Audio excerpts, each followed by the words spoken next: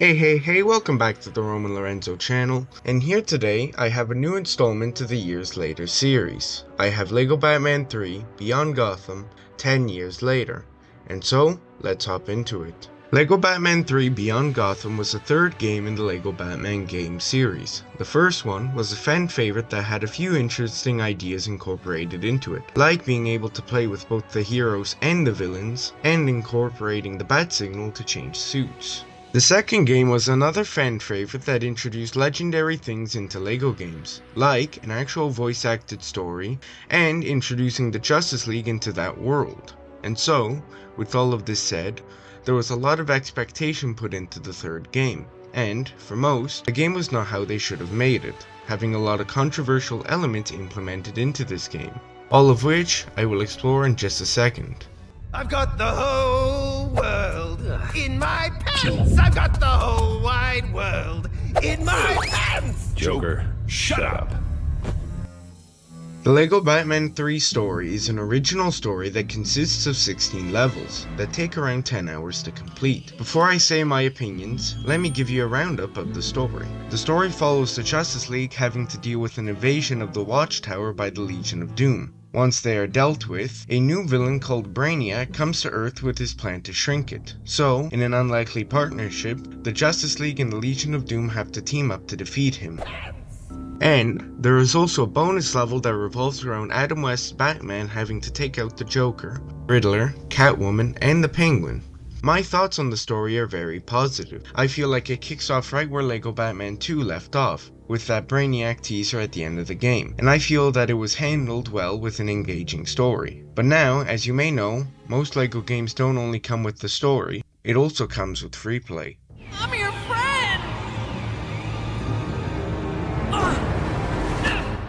The free play in this game is one of, if not the most controversial free plays in any LEGO game. But before I get into the controversial parts of it, I'm going to talk about the things that are actually accepted about the free play. The first of which is the Watchtower. The Watchtower is the main free play area of the game, and for good reason. The Watchtower is made well and is overall enjoyable, and has a few memorable missions like Harley Quinn trapping 5 people called Jack in a Jack-in-the-Box for the Joker, and also having a boss fight against Condiment King. Next up is the Batcave, which, in my opinion, took everything that was good about the Batcave in the previous games and just expanded upon it, and therefore making it the best area to explore in the game. And it has good missions like Batgirl thinking that Timmy was stuck down the well, and having Batcow trying to get himself a sidekick.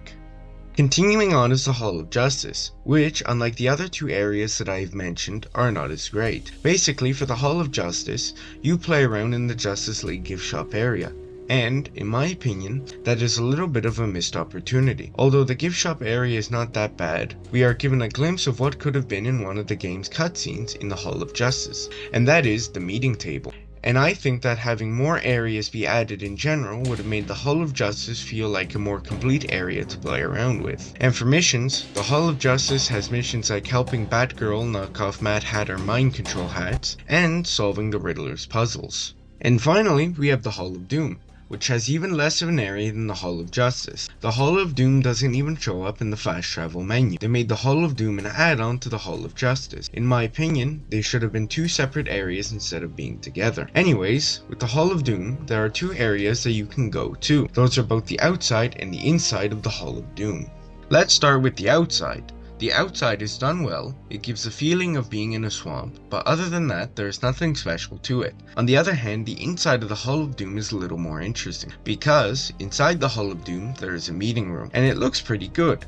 And this meeting room really got me thinking on why didn't the developers add something like this to the Hall of Justice. And for missions, the Hall of Doom has missions like Harley Quinn's therapy sessions, and helping Poison Ivy and Swamp Thing's relationship. And next up is probably the most controversial thing about the entire game, that being the Lantern Planets. The first of the planets isn't even a Lantern Planet. Instead, it is the moon, and the moon is the most bare bones and basic planet that there is. There is a base hub, a few destroyable objects like the London bus, no gold bricks or missions, and a few slideways teleporters leading to all the Lantern Planets. And speaking about the Lantern Planets, there are a total of 7, including Zamaron, Odom, Nock, Yzmalt, Okara, Quard, and Oa. Let's quick fire through them, and to start off with, Zamaron. The land of Zamron has a pink sky, a pink ground, and pink crystals coming out of the ground. Think this planet needs more pink and more crystals? I mean, is there a brightness setting on this thing? And for missions, Zamron has missions from destroying 8 chicken statues to finding a crystal that is not pink for Green Lantern's girlfriend. On the other hand, Odom has a more lush environment to it, having trees, bushes, a nice village in the center of it, and a giant spaceship from the Odom story level. And for missions, Odom has missions from helping Gorilla Grodd build a banana cannon, to helping Aquaman bring a crocodile out of populated areas. Next of all is Nock. Nock has a few clumps of trees, a purple sky, and a little underground area. And for missions, Nock has you helping Ambush Bug beating up some human-sized bugs, and then later him befriending those bugs, and you need to help find them for him. Afterwards, there is Yzmalt, and Yzmalt has bones of different sized animals everywhere. It also has pools of lava and geysers all over the place. And for missions, Yzmalt has you helping Green Lantern find a gold brick that he dropped in a geyser, and as you help him find an ice cream truck. Next up is Okara, and Okara has abandoned buildings, hidden structures, and a lush environment to go with it. And for missions, Okara has you helping Batcow find a wizard to give him the power of flight, and has you knocking some sense into Green Lantern after he picks up an orange lantern ring. Second to last is Quard, which has Thunderers chained up and working as slaves, has a lot of machinery making who knows what, and it has an arena of some sort. And for missions, Quard has Green Lantern trying to get a few of the Thunderers free, and has Killer Moth destroying Mr. Freeze's fridge, and Mr. Freeze demanding a fuel cell to fix his fridge. My cryogenic freezer open. Killer Moth, I'm looking at you. And the final Lantern Planet is probably the most controversial and frowned upon thing in the entire game, that being Oa. And the reason that Oa is so controversial is not because of it just being like the other Lantern planets. Instead, it is because of the developers making the most well-known Lantern planet into a racetrack. And, in my opinion, there were ways to avoid this. They could have made the moon into a racetrack, considering that the moon was pretty barren anyways, or they could have just used a VR simulation instead. But, reviewing what we got, Oa is a barren wasteland that has nothing recognizable from any other media. There are no character missions to speak of, only races and a few useless characters dotted around like Lex Luthor or Wonder Woman disguise. And that was the free play, the most controversial thing about this game. But it is time to move on to probably the least controversial thing about this game, that being the characters. The character roster in LEGO Batman 3 is one of the most interesting character rosters in any LEGO game to this date. Of course they have well-known characters like Batman, Superman, and Wonder Woman, but they also have near nobodies like Condiment King, Platinum, Detective Chimp, and contest-winning creation The Fierce Flame. The characters also have abilities like blowing up silver objects, melting gold objects, sensor mode, and freezing water. And for a few characters like Batman, Robin, Cyborg, Lex Luthor, and the Joker, they have specific suits to do these different jobs. The character designs are usually based off of the most recent LEGO set that these characters were in, but for the characters that were never in a LEGO set, they simply based the design off the character's last appearance in the comics. Now, for something that plagues all sorts of games, that of course being glitches. Some of the glitches in this game are some of the most unique glitches I think I've seen in a LEGO game, but let's start off with some simple ones. It is very simple to lose 100%. This is a common glitch that I've seen happen to people on LEGO games like the LEGO Ninjago movie video game, and most recently, LEGO Star Wars The Skywalker Saga.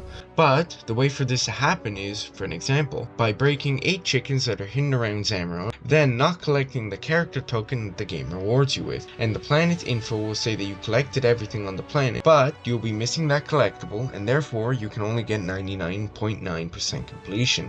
And the other simple glitch is, well, the game crashing. Now onto glitches that I think are more exclusive to this game, the first one being a missing character in one of the levels. Now I don't know if this is a coincidence, but I've seen this glitch twice, and both times it was in the Big Grapple level. One time this happened where Cyborg did not spawn and I was stuck only with Batman and the Joker, and therefore could not progress, and the other time I saw it occur in another playthrough of LEGO Batman 3, where he was missing Lex Luthor, and therefore had to restart. And the last more exclusive glitch comes in the form of a speedrunning glitch, where you complete the first level, then in the mini Batcave area, get a second player to open the map and then close the map. Then there's a couple of seconds where the area the first player is in will become unloaded and allowing you to enter the main Batcave area. Then by doing this glitch again beside the bookcase in the Adam West Batcave set, you can go to the 16th bonus level, and then the game will think that you've already done all the levels prior, and then therefore you can go and complete the last level. And speedrunners have used that glitch to make runs go from 5 hours to just under 5 minutes. Now that we are moving out of unintentional game design,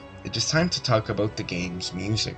LEGO Batman 3 has a huge variety of songs, including a lot of songs that were made for the game, and a lot of themes from various different projects, like Michael Keaton's Batman theme, used in the main menu, Christopher Reeve's Superman theme, used when in Superman and any of his other variants are flying, Linda Carter's Wonder Woman theme, used when Wonder Woman or any of her other variants are flying, and Adam West Batman theme, used in the 16th bonus level, same bat time, same bat channel. And there's also a lot of original music used in this game, for most of the game's missions, and for most of the game's hub worlds. And if I had to say anything about the game's music, it would be that I really like the music. Now that I'm finished talking about the music, it's time to discuss the 100% completion. The 100% completion, according to howlong2beat.com, should take around 37 hours. But in my playthrough, it only took me about 24 hours to complete. But that was with me knowing where a lot of things were and what to do, so it might take someone else a little longer. The 100%, whilst being a little time consuming, was definitely fun. Sure, the planets could definitely get a little repetitive,